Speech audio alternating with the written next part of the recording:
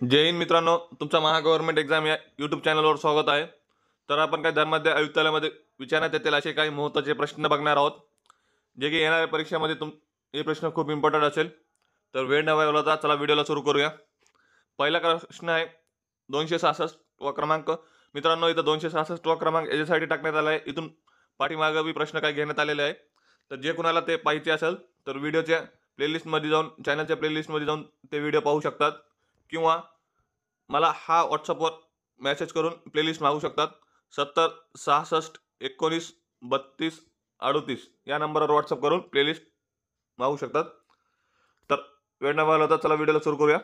पहिला प्रश्न आहे, 1857च्या उठावानंतर ईस्ट इंडिया कंपनीचे सत्ता संपुष्टात येऊन भारतावर राज्यकारभार करण्याकडे सोपवण्यात आले होते. कोणाकडे सोपवण्यात आले होते? 1857च्या उठावानंतर ईस्ट इंडिया कंपनीचे सत्ता संपुष्टात येऊन भारतावर राज्यकारभार कोणाकडे सोपवण्यात आले होते? तर ते आले होते ब्रिटिश राणी याच्याकडे. पर्याय क्रमांक सी याचा करेक्ट आन्सर असेल.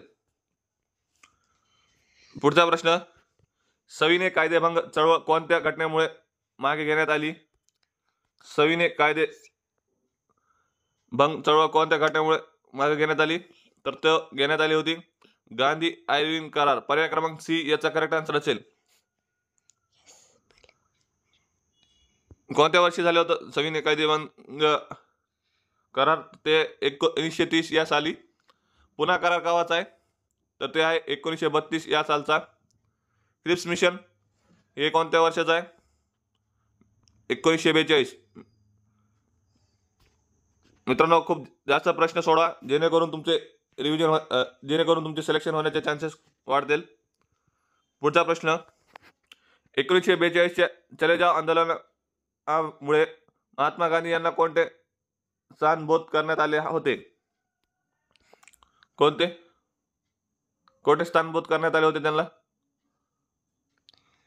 तर ते करण्यात आले होते आगा खान पॅलेस. पर्याय क्रमांक बी याचा करेक्ट आन्सर असेल. पुढचा प्रश्न, लॉर्ड डलहौसी यांनी कोणत्या धोरणाअंतर्गत सातारा, नागपूर आणि झाशी या संस्थेचे विलिनीकरण केले? लॉर्ड डलहौसी यांनी कोणत्या धोरणाअंतर्गत सातारा, नागपूर, झाशी या संस्थांचे विलिनीकरण केले? तर ते करण्यात आले दत्तक वारसा नामंजूर. पर्याय क्रमांक डी याचा करेक्ट आन्सर असेल. त्यालाच इंग्लिशमध्ये काय म्हणतात? Doctrine of lapse. पुढचा प्रश्न, पुढील आठवड्यात मी मुंबईतून एक नवा ग्रंथ प्रकाशित करणार आहे, ज्यात गुलामगिरीतील लोकांच्या दुःखाचे वर्णन असेल, असे महात्मा फुले यांनी कोणास लिहिलेल्या पत्रातील वाक्य आहे? तर ते कोणत्या येत आहे? याचा करेक्ट आन्सर असेल ऑप्शन क्रमांक सी, सयाजीराव गायकवाड यात. पुढचा प्रश्न, 1857च्या उठावानंतर ब्रिटिशांनी सैन्याच्या पुनर्रचनेसाठी कोणता आयोग नेमले? 1857च्या उठावानंतर ब्रिटिशांनी सैन्याच्या पुनर्रचनेसाठी कोणता आयोग नेमले? तर कोणता आयोग नेमलेला आहे? पील आयोग. पर्याय क्रमांक सी याचा करेक्ट आन्सर असेल.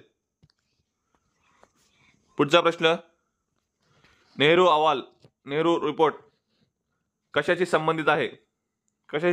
नेहरू अहवाल? तर हा आहे भारताच्या भावी संविधानिक रचना. भारतासाठी भावी संविधानिक रचना यासाठी नेहरू अहवाल आहे.